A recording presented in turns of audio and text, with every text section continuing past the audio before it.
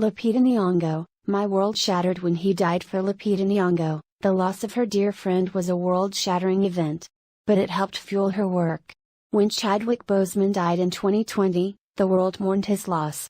Boseman's death at age 43 from colon cancer, a battle he kept private, came as a shock for those who loved him, whether they knew him directly or not.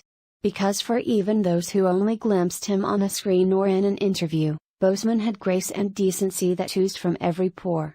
As Marvel character Tâ Challa, Boseman was a champion to legions of kids, and adults, who felt the empowering impact of his performance as a black superhero. As his own person, Boseman fueled his compassion into his art, imbuing his characters with humanity. For his Black Panther co-stars, they lost family. When he died, my world shattered for a while, Black Panther actor Lupita Nyongâe told news.com.au.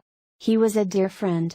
Nyong'o and the Black Panther clan reunited for the sequel Wakanda Forever 10 months after Boseman's death, and his absence was keenly felt. But it was also an opportunity for them to grieve collectively. It was surreal. It was hard, Nyong'o recalled. It was helpful to be with the main cast who had gone through the same thing. We had all been on the first Black Panther film together and we were all dealing with his loss together on this film. Coming to set was surreal, but it was also therapeutic. When he passed, we were in COVID lockdown and many of us were isolated when we found out. I was all by myself when I found out. So we never really had the chance to commiserate and grieve together. The experience really taught me why funerals are so important and why that period of gathering to mourn someone's death is so important. It's one of the ways you process loss. For us, to get back to Wakanda, even though it was a delayed venue to be going through our grief, it was the right venue because that was the place where we had formed these bonds with him, so we could come back together in that space and process what we had lost, celebrate the life we got to meet and enjoy.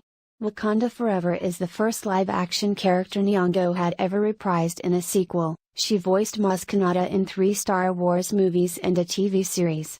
The experience of picking back up a character she last portrayed 4 years ago was a new challenge.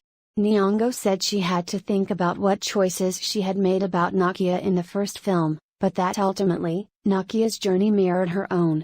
A character gets to grow as much as you have, and you're coming to the character at a different point in your life, she explained. I honestly believe every character comes from a part of me, my being informs and affects the character.